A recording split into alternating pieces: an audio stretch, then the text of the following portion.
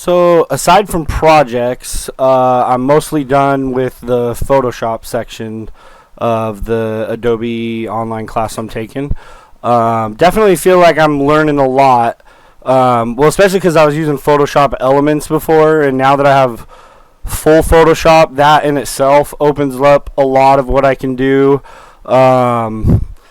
But yeah, definitely learned a lot of faster, more efficient ways to do things, less destructive ways to edit things. Definitely enjoying the class and what I've been able to learn so far. So kind of like the first thing that I did to practice what I've been learning, I overheard my girlfriend and her friend talking about like a dreamer tattoo with like weird distorted text. So I was like, yeah, I can do stuff with text now. I'll kind of make something and practice what I've been learning. And yeah, it started out just looking like that, and then I basically stretched it out, kind of raised the top a bit, and then kind of cut out some of the inside and stuff to give it kind of a more airy head in the clouds kind of feel. And yeah, and then I was kind of like wanting to add to it, so I looked at I found this, I was just looking for a moon, but I found this Moon Cottage thing that I thought really kind of matched the vibe by User ArtSpark on Pixabay. So yeah, I isolated that and flipped it and added it to the image, and then I also found some clouds on there and kind of layered a bunch of things. As you can, if you can see my layers here, like I got a bunch of different layers with some drop shadow effects.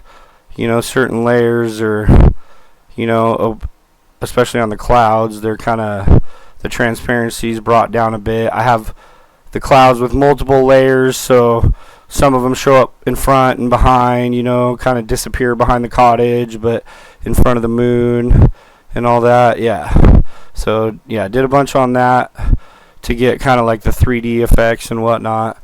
Oh yeah, and then on the text I also the text, yeah, like I added some effects on the text, like a gradient fill and stuff. But yeah, I did a bunch of stuff, and then yeah, so my idea was I wanted to do like a star and a moon on one side. I found that, thought it was really cool and matched the vibe, so I isolated it. But then I kind of created like a star to go on the other side using the pen tool, which I haven't used a ton up until this point. Pen tool's kind of a pain, but you can do a lot with it. I didn't do any curves with it. I kept it simple for this one. But yeah, I basically made an original large star and then kind of shrunk it down. Oh wait, you can see I made the star and then made like a mid star, which I think I got it all together, saved as a smart object on top or something now.